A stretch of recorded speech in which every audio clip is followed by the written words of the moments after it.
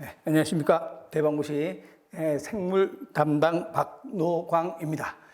오늘은 2023년도 4월 8일 시행한 경기도 의료기술직 문제를 해설하도록 해보겠습니다. 예년보다 훨씬 더 쉽게 나왔어요. 그러니까 고등학교 생물 수준에서 거의 16문제 정도가 고등학교 생물만 하면 될 수 있을 정도로 아주 쉽게 나온 거죠. 그래서 이번에는 아마 100점을 맞아야 될 것 같은 느낌이 살짝 좀 들어요. 그래서 여러분들도 체감 난이도가 굉장히 쉬웠을 거예요. 우리 실강 선생님들이 보통 문제 어려우면 제 핸드폰 카톡이 막 난리가 나거든요. 근데 이번에는 카톡이 아주 잠잠하게 제가 토요일 날하고 일요일 날 정말 잠잠하게 지냈어요. 그래서 내가 토요일 날 일요일 날 보면서 문제가 아주 쉬웠구나 하는 생각을 하게 됐죠. 그래서 요번이 특히 그런데 또 우리는 너무 어렵게 배웠잖아. 어렵게 배웠는데 이렇게 쉽게 나오면 나 말고 다른 사람도 또 100점 맞을 수가 있으니까 조금 어려운 게 더 낫었는데 어떻게 문제가 좀 쉽게 나서 우리한테는 좀 손해본 느낌이 들 수도 있어요. 그래서 문제가 쉬운 만큼 뭐 해설도 이 정도는 뭐 해설 안 해도 될 것 같은데 듣지도 않을 것 같은데 너무 쉬워서 그런데 그래도 계속 매년 해왔으니까 해설을 해가면서 이제 간단하게 뭐 시간도 짧을 거예요. 얼마 안 걸릴 것 같아요. 문제가 쉬웠으니까. 그래서 한번 쭉 해 나가 봅시다. 우리가 항상 예년하고 똑같이 나오는 거 일단은 분자세포, 유전학, 동물생리학 여기에서 55%, 75%가 출제가 됐죠. 그래서 여기서 75% 보통 80%까지 출제가 되는 거죠. 그래서 여기서 출제가 가장 많이 됐고 이건 항상 예년하고 거의 같다라고 하고 분류학에서 하나도 문제가 출제가 되지 않아서 더 쉬웠던 거죠. 보통 분류학에서 출제가 이렇게 됐었거든요. 그래서 분류 제일 외울 때가 굉장히 많잖아요. 동물, 식물 분류. 근데 분류학에서 한 문제도 안 나왔다는 거는 문제가 가뜩이나 난이도가 쉬웠는데 여기까지 안 나왔으면 굉장히 쉽게 여러분들이 보았을 거예요. 그래서 한번 쭉 하나하나 짚어갑시다. 다당류에 관한 설명 중에서 옳은 것은 어떤 것인가? 그러면 녹말은 베타 글리코사이드가 우리가 다당류에는 녹말이 아밀로스 또 아밀로펙틴하고 글리코젠 또 셀룰로즈 키틴인데 요 둘은 뭐 일사결합인가? 알파 일사결합. 요 둘은 알파 16 결합이라고 얘기했죠. 여기서 알파 16이 아니라 베타 16. 그래서 베타 16은 이쪽으로 가야 되죠. 베타 14결합인데 요 둘은 가지를 치고 있죠. 가지. 그래서 가지를 치고 있는데 가지가 알파 무슨 결합이에요? 16가지를 치고 있죠. 그래서 이 둘은 알파 16가지, 이건 가지가 거의 없죠. 없고 알파 16가지를 치고 있다. 근데 이거하고 이거의 차이점은 가지 수가 더 많다. 그러면 녹말은 베타 글리코사이드 결합을 이루고 있다. 녹말은 알파 글리코사이드 결합을, 이건 전부 다 글리코사이드 결합이죠. 그래서 알파 글리코사이드 결합을 이루고 있다라고 하니까 틀렸고. 네, 아밀로스는 알파 16가지가 있다. 아밀로스는 알파 16가지가 없죠. 뭐가 있는가? 아밀로펙틴이 알파 16가지를 가지고 있다라고 해야 되죠. 또 아밀로펙틴은 알파 14결합만 하고 있다. 아밀로펙틴은 알파 14결합만 하고 있는 게 아니라 가지는 알파 16결합도 하고 있다가 되죠. 그래서 알파 14결합만 하면 안 되겠죠. 글리코젠은 알파 14결합도 하고 있지만 알파 16결합의 가지를 가지고 있다. 그래서 4번이 정답이죠. 이건 뭐 가장 우리가 제일 앞에지에 여기에 초기에 나오는 가장 쉬운 문제에 해당이 되죠. 그 다당류. 항상 제가 강조하던 문제가 되죠. 4번 돼야 되고. 네, 2번은 다음 어떤 과학자가 탐구 과정을 순서 없이 나타내는 것이다. 이에 대해서 설명으로 적절하지 않은 것은 어떤 것인가 그랬어요. 참 내가 얘기하는데 거의 100% 복원은 안 됐어요. 이 부분이 한 80% 정도밖에 복원을 못했어요. 왜 그런가 그러면 워낙 쉬우니까 기억에서 금방 사라져 버렸나 봐요. 어려우면 머릿속에 굉장히 단단하게 기억나거든요. 근데 워낙 문제가 쉬우니까 기억에서 그냥 시험 보고 나오는 순간 후루룩 날아가는 모양이야. 그래서 옛날보다 좀 복원에 들어오는 문제가 굉장히 적어서 복원하는데 뭐 이따 보면 알지만 한 선택지 하나 없는 경우도 있고, 또 이런 경우는 복원하는 건 굉장히 무리죠. 무리라서 그냥 빼고 나갈까 하다가 그래도 우리가 관찰, 가설, 연역적 탐구 방법도 문제가 이렇게 나올 수 있다는 거 알려주려고 그냥 내가 만든 문제예요. 실제로 내가 만든 게 아니라 우리 수능, 하이탑 수능 해주고 이런 수능 많이 해줬던 박대항 선생님이 만들어준 문제예요. 박대항 선생님한테 부탁했어요. 하나만 요거 만들어 달라고. 그래서 이거는 거의 전혀 같지 않은 문제인데 연역적 탐구 방법도 문제가 이렇게 출제가 되는구나 하는 걸 알려주려고 문제 만들어서 끼워 넣었어요. 그걸 이해하고 여러분들이. 다음은 어떤 과학자가 수행한 탐구 과정은 순서 없이 나타낸 것이다. 이에 대한 설명으로 적절치 않은 것은 제초제에서 개구리가 제거된 것이라고 생각했다 그랬죠. 그러면 이거는 가설이죠, 가설. 그랬을 것이다 라고 가설한 거죠. 근데 제초제에서 개구리가 제거된 건 결론을 지었죠, 결론. 그래서 동일한 규모와 환경을 조성한 곳에서 한 곳에서는 제초제를 뿌리고 다른 곳에는 제초제를 뿌리지 않았다. 요게 이제 뭐가 되는가? 탐구 설계 및 수행. 그다음에 제초제를 사용한 논에는 개구리가 서식하지 않는 걸 관찰했다. 관찰. 실험 결과 논에는 실험했어요. 실험 결과 논에는 개구리가 서식하지 않았다. 뭐 해석한 건가? 자료 해석 한 거죠. 그래서 순서 우선 이와 같은 건 가설 설정 단계가 있다 그러면 연역적 탐구 방법, 가설 설정 단계가 없으면 귀납적 탐구 방법. 그래서 연역적 탐구법을 이용했다. 맞죠? 그다음에 탐구 순서는 리을. 제일 먼저 탐구 순서 그러면 뭐 먼저 해야 되는가? 관찰 먼저 해야 되죠. 관찰하고, 그다음에 두 번째는 가설 설정하죠. 기억, 가설 설정하고, 세 번째는 탐구 설계 및 수행을 해야 되죠. 디귿. 네 번째는 그거에 대한 자료 해석해야 되죠. 미음. 다섯 번째는 결론 노출해야 되죠. 니은 순서이다. 맞죠?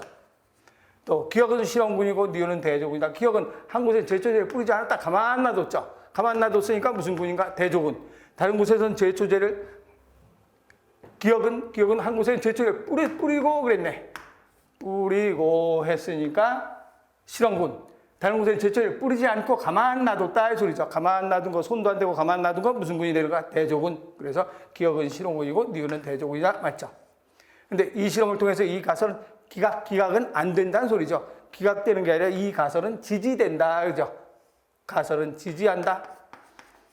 그래서 잘못된 건 몇 번 돼야 되는가? 4번 돼야 되죠. 그래서 이건 관찰, 가설, 탐구, 설계 및 수행, 자료 해석, 결론 노출해서 나타난 거니까 이건 뭐 어려운 문제 아니고 이렇게 연역적 탐구 방법도 문제가 출제가 된다는 걸 여러분들이 알고 있으면 돼요. 다음에 3번은 생명현상의 특성. 생명현상의 특성에 대한 다음 설명 중, 그러면 생명현상의 특성 그러면 제일 먼저 뭘로 구성되어 있는가? 세포로 구성되어 있다. 두 번째는 무슨 대사가 일하는가? 물질 대사가 일한다. 또 세 번째는 자극에 대한 반응을 한다. 네 번째는 무슨 성을 유지하는가? 항상성. 다섯 번째는 발생과 생장. 여섯 번째는 생식과 유전. 일곱 번째 적응과 진화.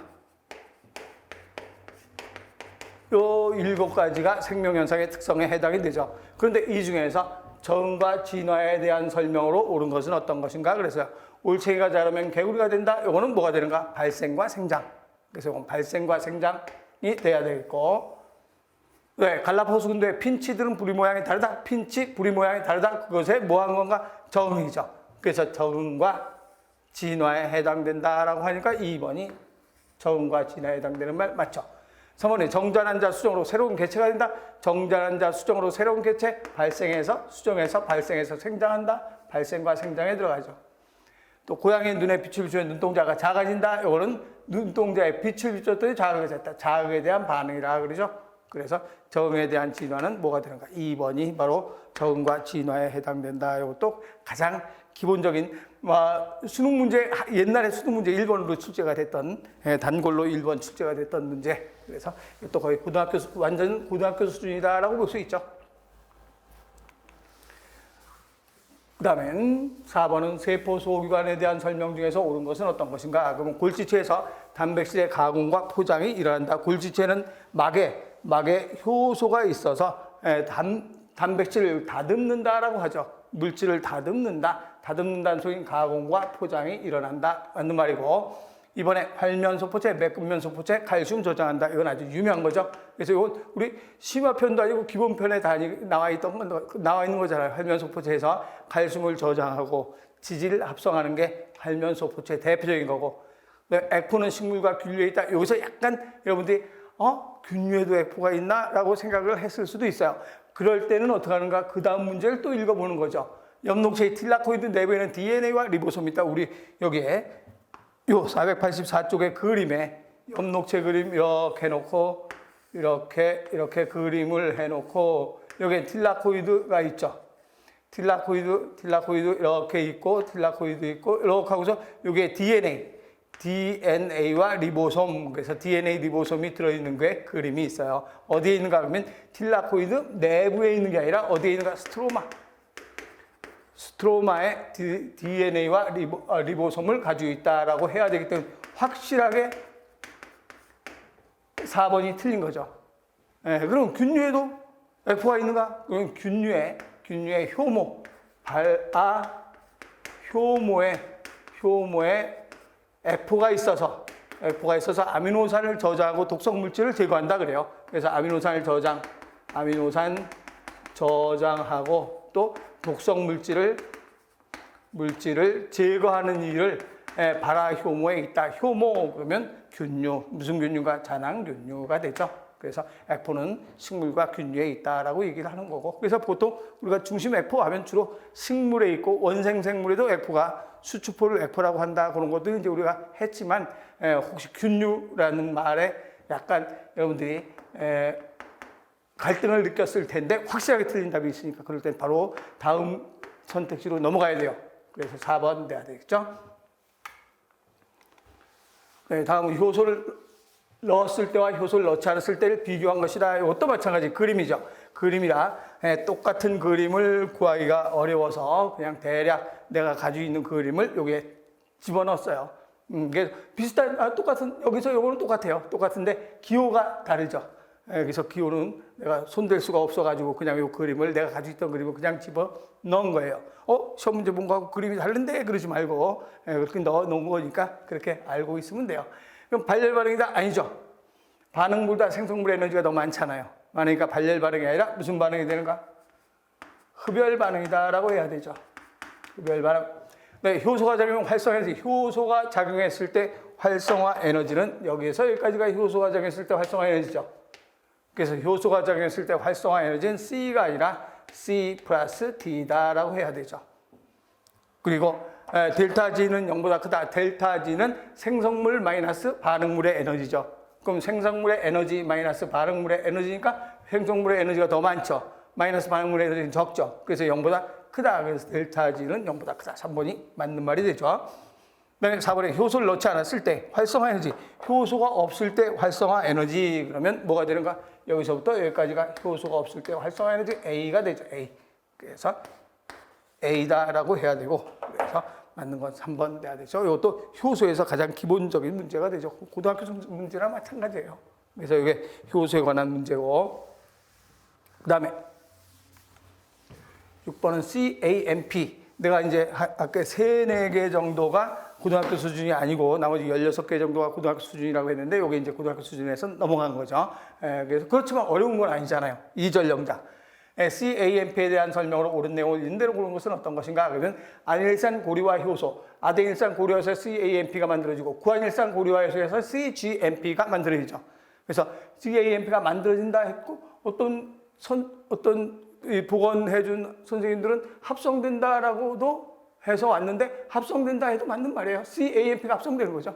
그래서 CAMP가 만들어지는 거 합성된다. 근데 실제로 이제 전환된다라고 얘기할 수 있는 거죠. 그래서 아데니산 고리와 효소에서 CAMP가 만들어진다. 맞는 말이고. 네, 2차 전령자 역할을 한다. 2차 전령자 역할을 한다. 뭐가 2차 전령자인가? 그러면 CAMP, CGMP, DAG. 이거는 단백질 인산화효소 활성화시키는 2차 전령자. 그 다음에 IP3. IP3는 칼슘 방출을 유도하는 제2전령자, 2차 전령자. 또 다양한 과학에 관여하는 2차 전령자. 그래서 CAMP는 2차 전령자 역할을 한다. 맞죠? 네, 저땅 우편에서 CAMP는 CRP라는 말이 바로 뭐가 되는가? CAMP 리셉터, 수용체, CAMP, 수용체 리셉터 프로테인, 단백질. 그래서 CAMP 수용체 단백질과 CAMP가 결합해서 프로모터의 결합을 하잖아요. 그래서 RNA 중화표소의 친화력을 높여준다. 이거는 저땅 우편에서 나왔던 거죠. 네, 이것도 뭐 유명한 거.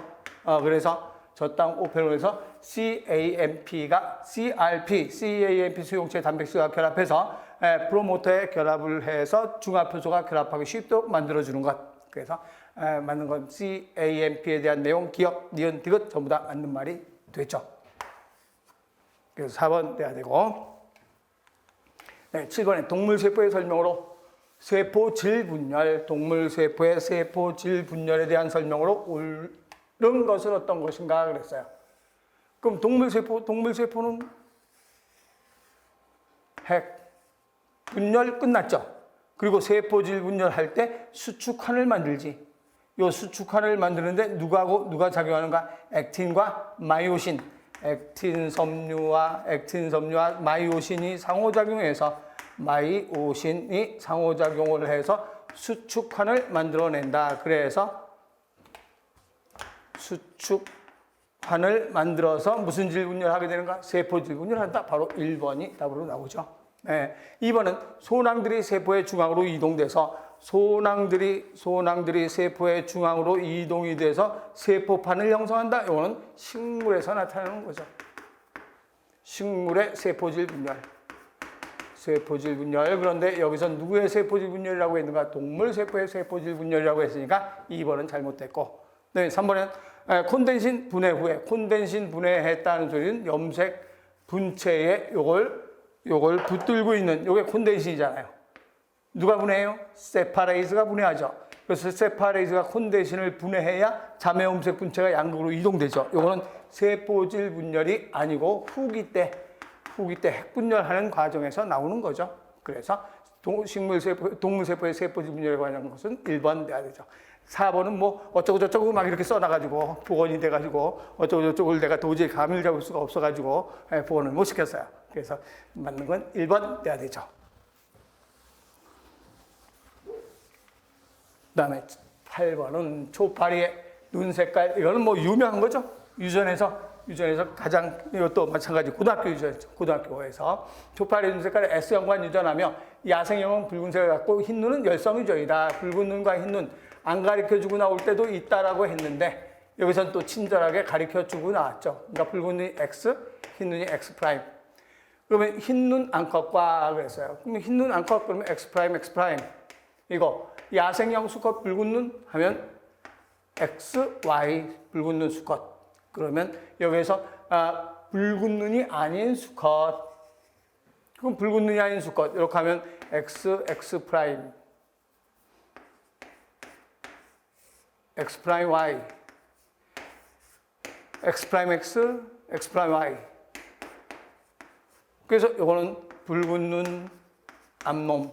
이거는 흰눈 순놈. 붉은 눈 암놈. 흰눈 순놈인데 여기서 뭐라고 되어 있는가? 붉은 눈 수컷이 교배했을 때 붉은 눈이 아닌 수컷 그랬어요. 붉은 눈이 아닌 수컷. 그 붉은 눈이 아닌 수컷은 당연히 무슨 눈 수컷인 게 되는가? 흰눈 수컷이 되겠죠. 그런데 만약에 문제에서 수컷 중에서 붉은 눈이 아닌 그러면 수컷 중에서 그러면 수컷 두 마리죠. 두 마리 중에서 붉은 눈이 아닌 건 두 마리지. 그럼 두 마리 중에서 두 마리 붉은 눈이 아닌 거니까 전부 다 수컷 중에서 붉은 눈이 아니니까 1이 돼야 되는데 여기서는 수컷 중에서가 아니라 그냥 붉은 눈이 아닌 수컷. 그러니까 전체 중에서 붉은 눈이 아닌 수컷.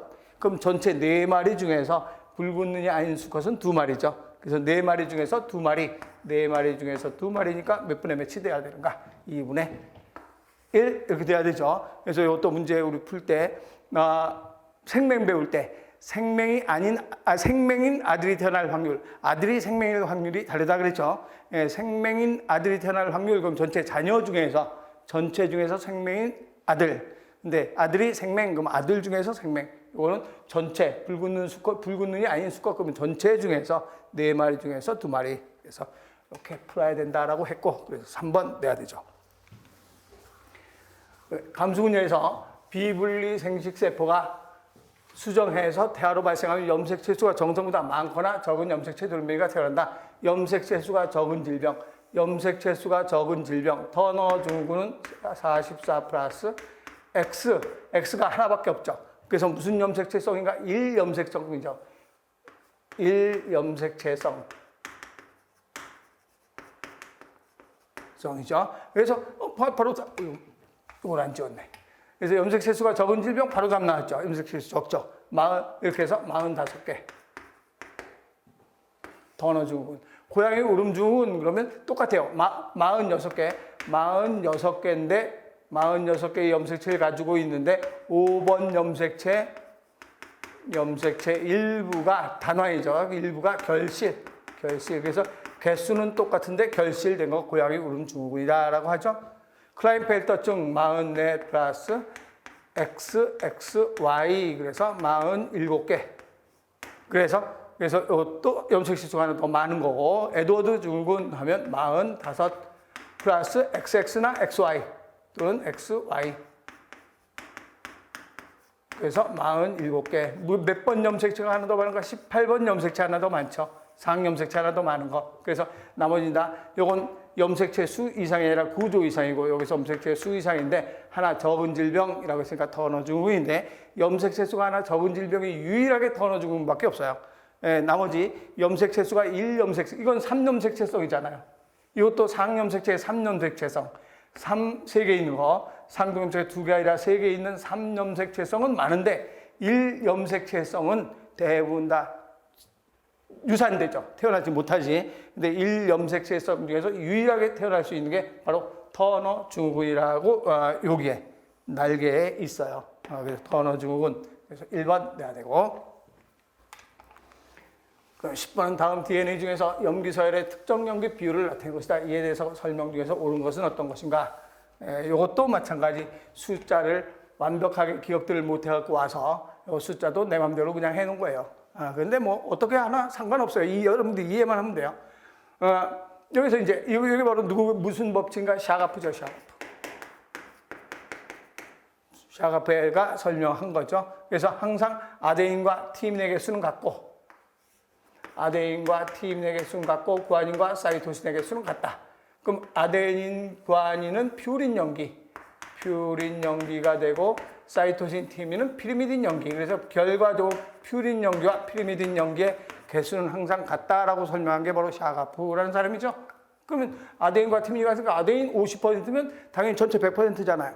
아데인 50%면 여기도 50%가 되겠죠. 그럼 이거는 당연히 0%. 구아닌 20%가 구아닌과 사이토신이 같으니까 사이토신도 20%겠죠. 그럼 40%인데 100% 중에서 40 했으니까 60% 남죠. 60% 남으니까 여기가 30%, 여기 30%. 그래서 뭐 숫자는 여러분들이 기억을 안 해와도 이것만 나한테 알려주면 금방 여러분들이 해결하는 방법만 내가 알려주는 거죠. 근데 뭐 이거 다 할 거예요. 수업 시간에 계속 설명을 해서. 사이토신이 30%다. 사이토신과 구아닌이 같으니까 구아닌도 30%. 그럼 100에서 60% 뺐으니까 40 남았으니까 다 20%, 20%.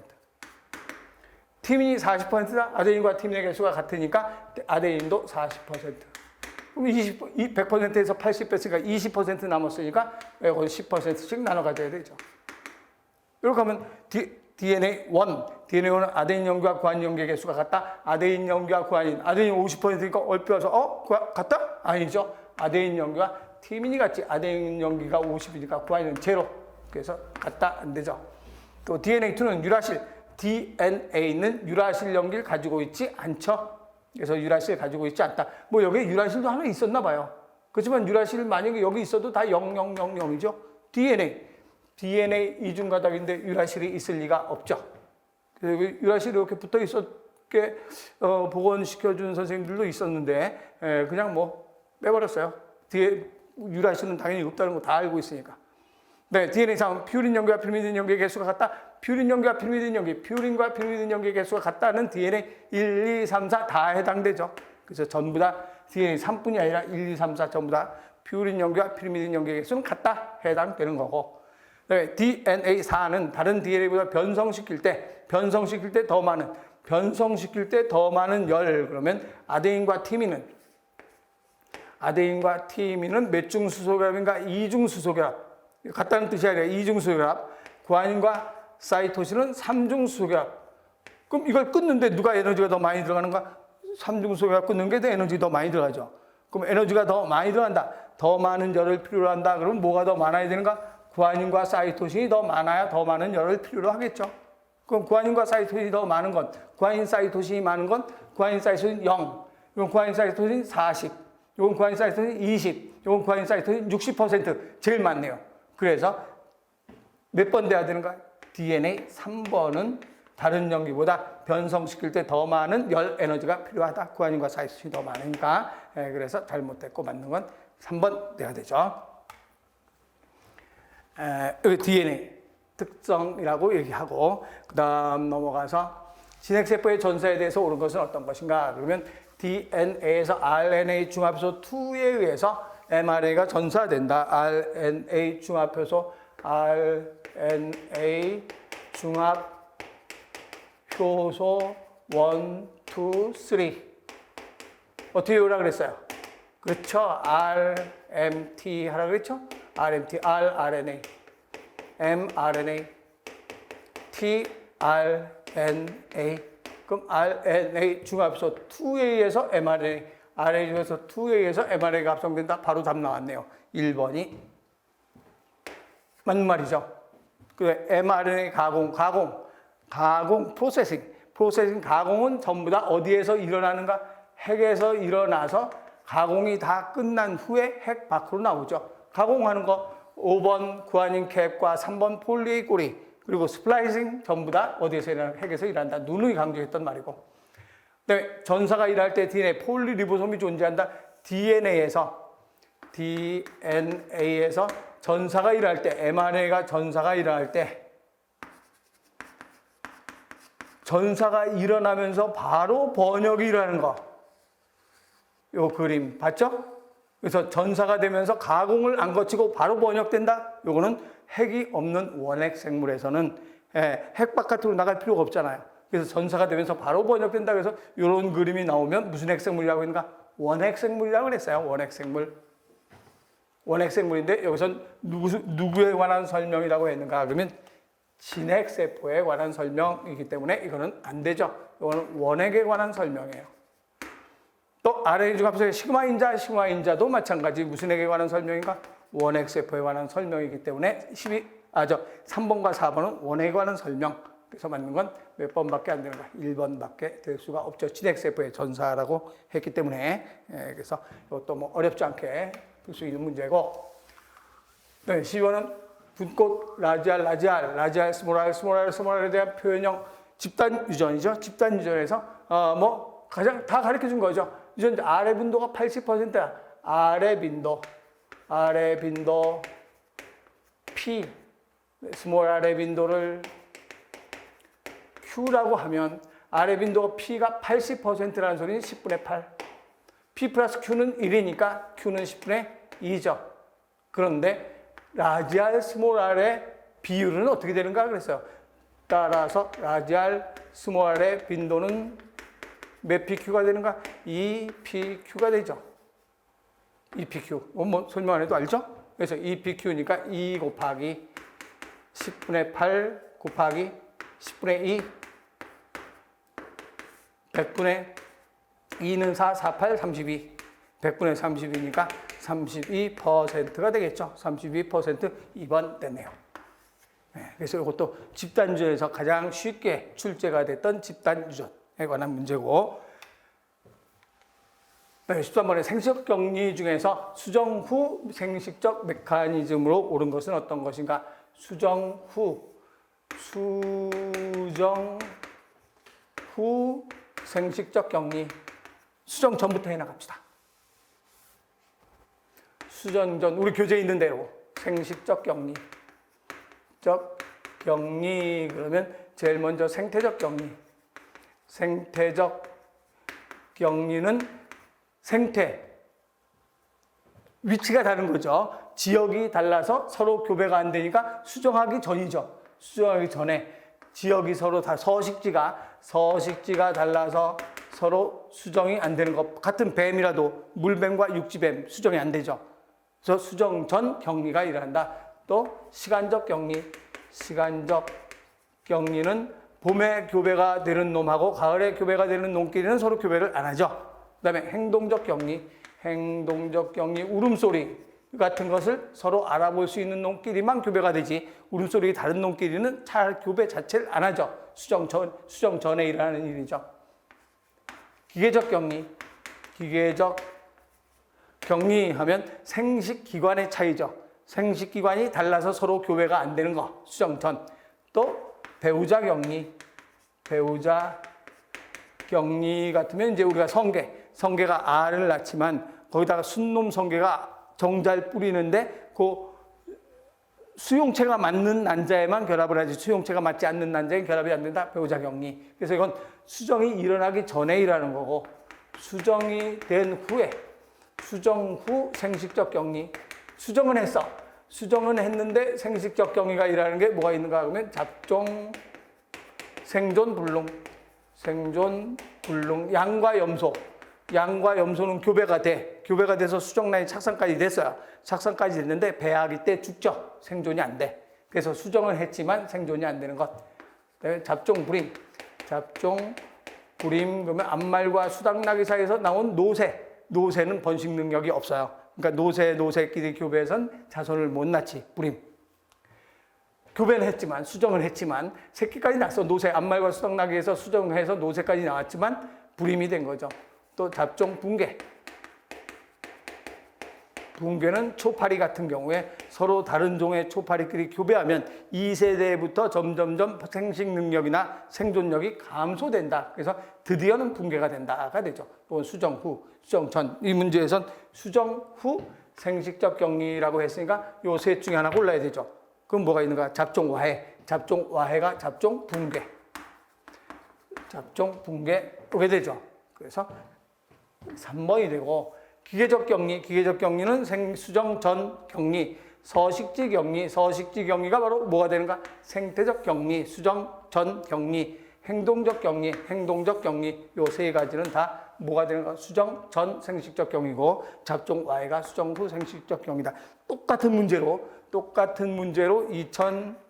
2022년 10월에 국가직에서 7급 국가직에서 출제가 그대로 됐던 문제예요. 그 대신 이제 요거 하나만 무슨 격리라고 나왔는가? 배우자 격리라고 나왔죠.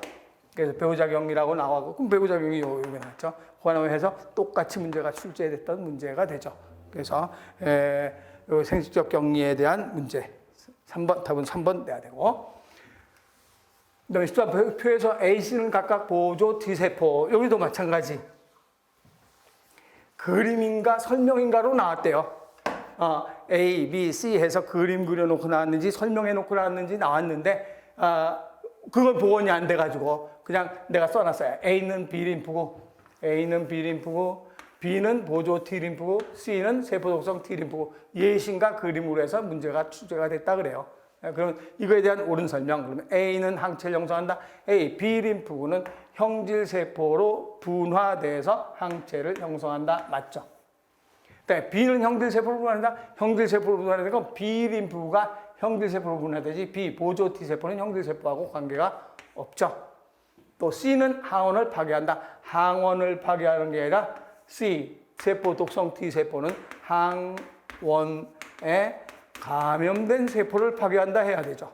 항원에 감염된 세포를 파괴한다. 이것도 뭐 내가 여러 번 줄쳐줬어요. 항원을 파괴한다. X 계속 써놨죠. 그래서 틀렸고, 그래서 맞는 거 기억만 맞는 말이 되죠. 그래서 1번 돼야 되죠.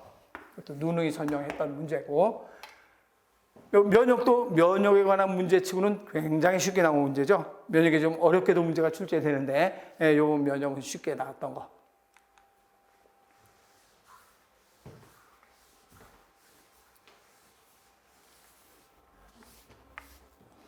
그다음에 가에서 라는 모두 혈액형이 다르며 A형, B형, O형, AB형 중 하나이고 AB형식 혈액형을 판단할 때 다의 혈액형은 무엇인가?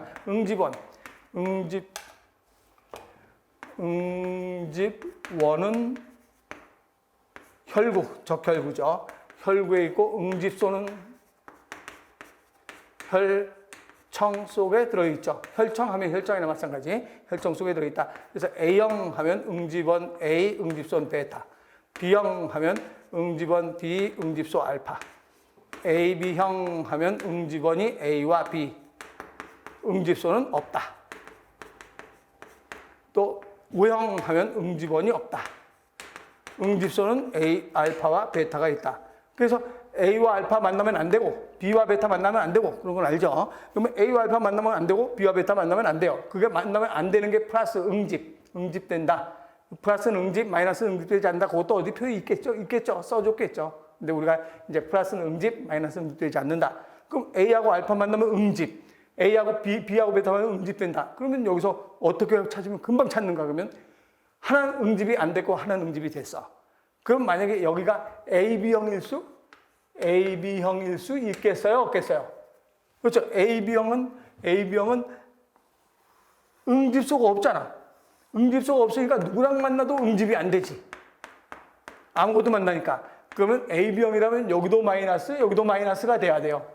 그래서 AB형일 수는 없구나가 되죠. 그러면 또 안 되는 거. 무슨 형인가? 응집원이 혈구, 혈청. 응집소가 알파, 베타 둘 다 있는 거. O형. O형 같으면 응집소가 알파, 베타가 둘 다 있거든요. 알파, 베타 둘 다 있으니까 어떤 놈하고 만나도 다 응집되지. 이거하고 만나면 A와 B하고 만나면 베타. 이건 양쪽 다 응집. 어떤 거랑 다 응집되니까 O형이라면 둘 다 플러스가 되어야 되거든요. 근데 하나는 마이너스, 하나는 플러스니까 절대 O형이 될 수도 없다가 돼요. 그럼 AB형도 안 되고 O형도 안 되면 A형 아니면 B형이거든요. 그럼 A형 아니면 B형이다. 그럼 만약에 A형이라고 가정하자. A형이라고 가정한다면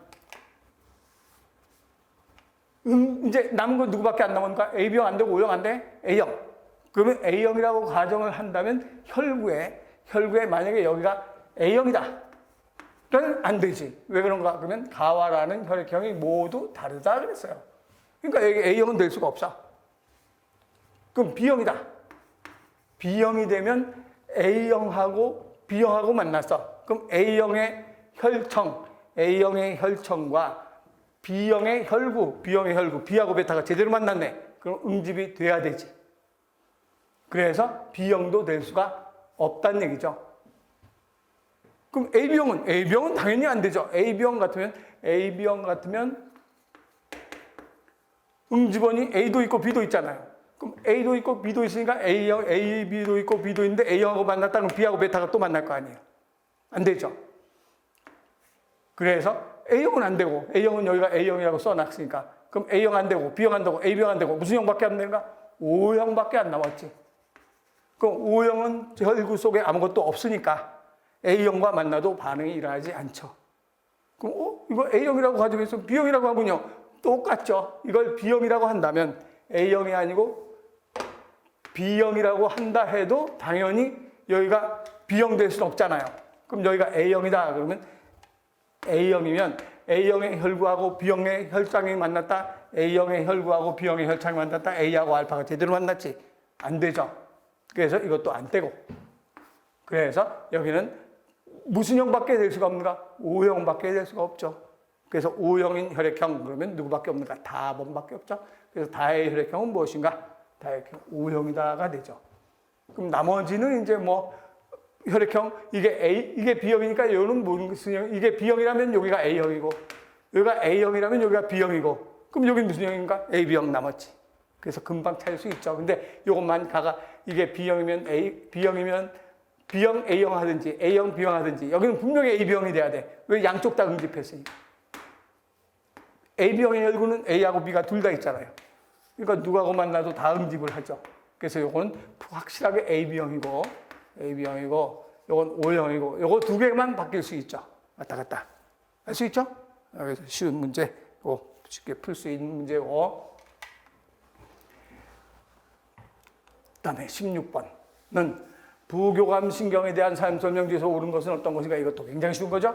부교감신경, 교감신경은 긴장했을 때, 부교감신경은 휴식하고 편안할 때 나오는 거죠. 뉴런 말단에서 아세틸콜린을 분비한다. 뉴런 말단, 절전 뉴런과 절후 뉴런이 있을 때, 절전 뉴런 말단에도 아세틸콜린, 절후 뉴런 말단에도 아세틸콜린이니까 그냥 뉴런 말단에서 하면 절전, 절후 신경 쓸 거 없이 아세틸콜린 분비한다. 맞는 말이죠. 네, 절전 뉴런이 짧다. 우리가 항상 외울 때 어떻게 외우라 그랬어요? 교감신경, 부교감, 신경. 그래서 나누어서 앞에가 두 글자, 세 글자. 그래서 앞에가 짧은 건 교감, 앞에가 긴 건 부교감 신경이라 그랬죠. 그럼 절전이 길죠. 절전이 길고 절후가 짧지. 절전 뉴런이 길다. 그래서 잘못된 건 2번 돼야 되죠. 중내 연수 척수에서 뻗어나온다. 교감신경은 척수에서만 뻗어나오는데 부교감신경은 중내 연수 뇌교 척수에서 뻗어나오죠. 그래서 중내 연수 척수에서 뻗어나온다. 맞는 말이고. 네, 소화는 촉진되고 교감신경은 교감은 긴장했을 때 교감은 소화가 안 되지. 호흡은 가빠지죠. 근데 부교감은 반대로 소화는 촉진되고 호흡은 억제된다. 맞죠? 그래서 잘못된 건 2번. 이것도 아주 기본적인 문제. 내가 지금 항상 문제 풀 때 하이클래스 몇 페이지에 있다는 것도 꼭 얘기를 하면서 푸는데 지금은 100%다 나와 있는 거기 때문에 내가 특별하게 이거 강조 안 해도 여러분들 어디 있다가도 금방 찾을 거예요, 아마. 그래서 이걸 하이클래스 몇 페이지에 있다 강조 안 하는 거예요. 100% 들어 있으니까. 당연히 이건 하이클래스뿐이 아니라 모든 공무원 생물 교재에 다 100% 있을 거예요. 그래서 이번에는 아마 내가 처음에 얘기했듯이 만점짜리가 좀 많이 나왔을 것 같은 느낌이 들어요. 실수만 안 했으면. 그다음에 17번. 17번은 혈당량 대사에 관한 설명지에서 옳지 않은 것. 이것도 아주 쉬운 문제잖아요. 부신 속질에서 분비되는 에피네프린은 혈당량 증가, 에피네프린 다른 말로 아드레날린이죠. 혈당량 증가, 글리코젠을 포장으로 혈당량을 증가시킨다. 맞죠? 이제 알파세포에서 분비되는 글루카곤은까지는 맞아요. 근데 글루카곤은 혈당량을 뭐 시키는가? 증가. 혈당량 감소시키는 건 누가 혈당량 감소시키는가? 인슐린이 혈당량 감소죠. 그래서 혈당량을 증가시킨다라고 해야 되기 때문에 2번이 잘못됐죠. 네, 포장은 간이나 근육의 글리코젠으로 저장된다. 맞는 말이고, 부교감신경의 자극을 하면 혈당량, 교감은 혈당량 증가. 운동할 때 교감신경, 혈당량 증가. 그 다음에 쉬고 있을 때 혈당량 감소, 부교감신경. 맞죠? 그래서 잘못된 건 2번 돼야 되죠. 또 어렵지 않은 문제고. 그 다음에 소옥시식물의 수정에 관한 문제 중에서 옳은 것을 있는 대로 고른 것은 어떤 것인가 그랬어요. 이것도 마찬가지. 그림으로 나왔는데 그 그림 찾기가 좀 애매해갖고 그냥 내가 여기다 말로 써놨어요. 실제로 그림 그려서 복원이 왔더라고요. 자기가 대충 그려가지고 사진 찍어서 나한테 카톡으로 보내왔는데 이렇게 해서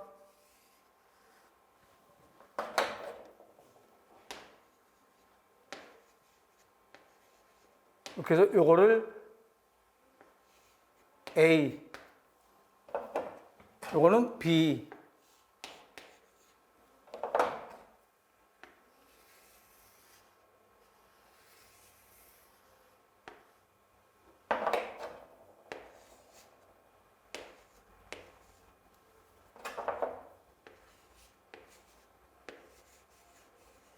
이렇게 해서 요게 C, 여기는 D, 이렇게 그림이 있었대요. 그림이 있어서 요 그림을 그려줬는데 요걸 그림 그리기가 애매해갖고 그냥 말로 내가 써놨어요. 그래서 A는 정액이죠. 정액.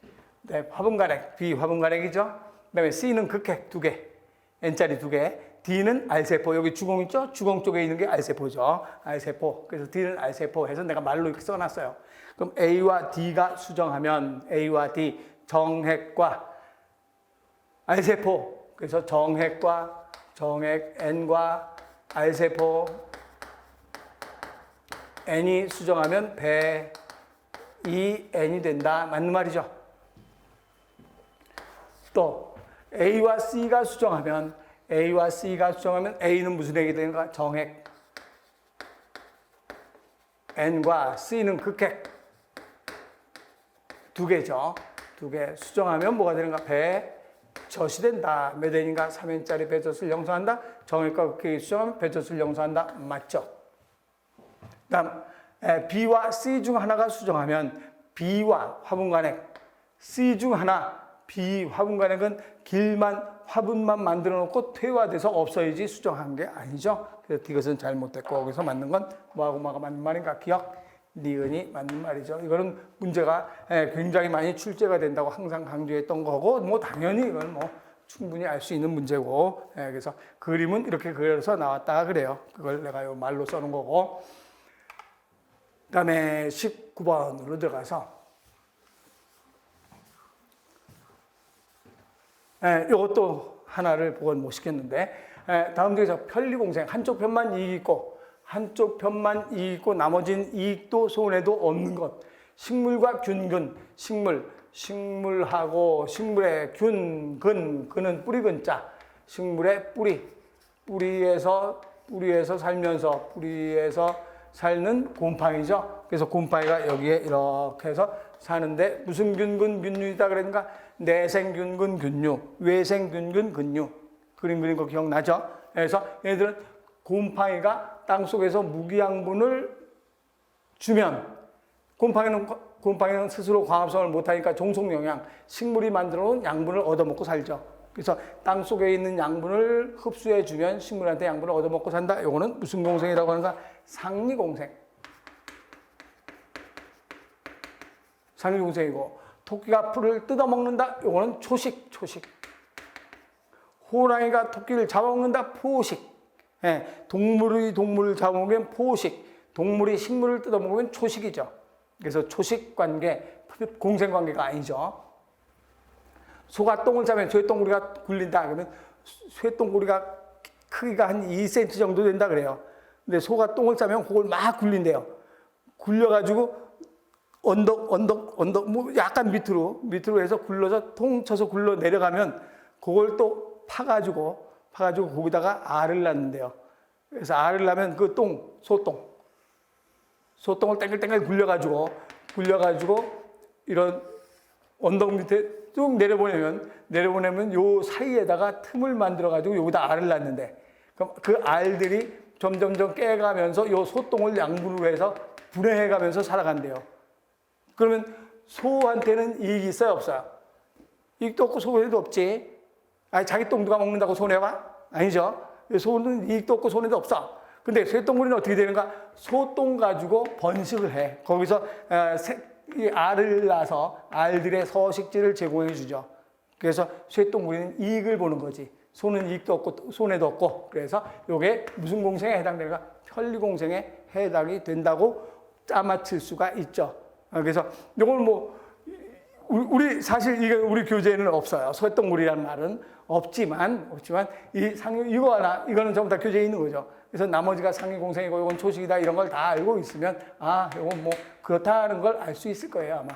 그래서 이게 편리공생에 해당된다. 근데 실제로 뭐 쇠똥구리 해갖고 소하고 편리공생한다는 그런 어떤 내용의 책은 없는 것 같아요. 그런데 이렇게 된 내용을 보면 이게 일종의 편리공생이구나가 되는 거죠. 그 다음에 생물다양성에는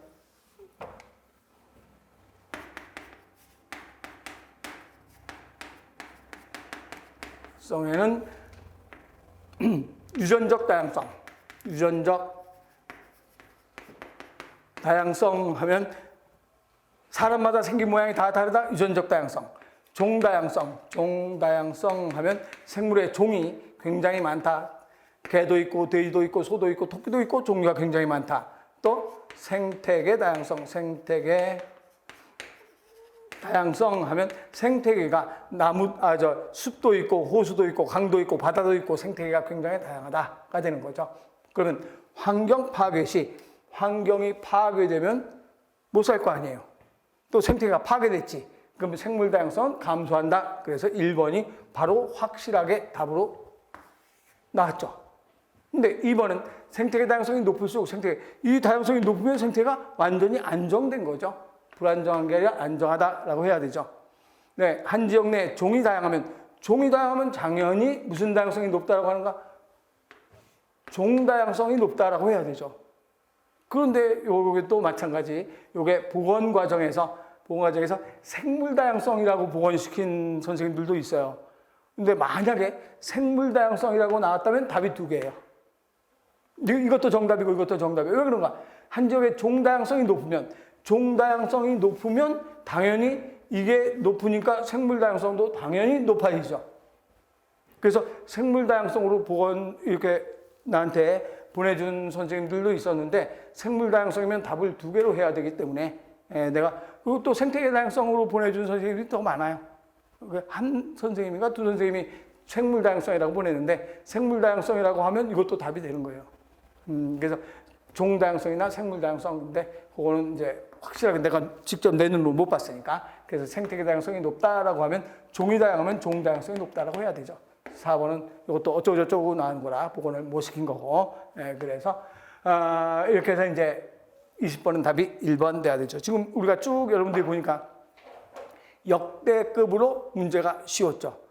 그래서 한 10년 전에는 한 2문제, 3문제 빼고는 다 고등학교 생물만 하면 충분히 우리 공무원 생물도 풀 수 있게 문제가 출제가 됐는데 너무 경쟁이 치열하다 보니까 굉장히 어려워졌거든요. 어려졌는데 올해 무슨 마음을 먹고 이렇게 쉽게 됐는지 알 수가 없어요. 그렇다고 내년에 또 쉽게 나온다는 법은 없어요. 공부는 어렵게 했다가 쉽게 나오면 100점 맞으면 되고 어렵게 나오면 다른 사람 몰라도 나는 알 수 있으면 더 좋고 이렇게 나온 거니까 우리 시험 본 수험생들은 꼭 합격을 제가 기원하겠고 앞으로 또 수험을 앞둔 선생님들은 이런 문제도 이렇게도 나올 수 있구나라는 걸 알고 그렇지만 더 공부를 좀 어렵게 공부하는 게 더 좋을 것 같습니다. 예, 수고하셨습니다.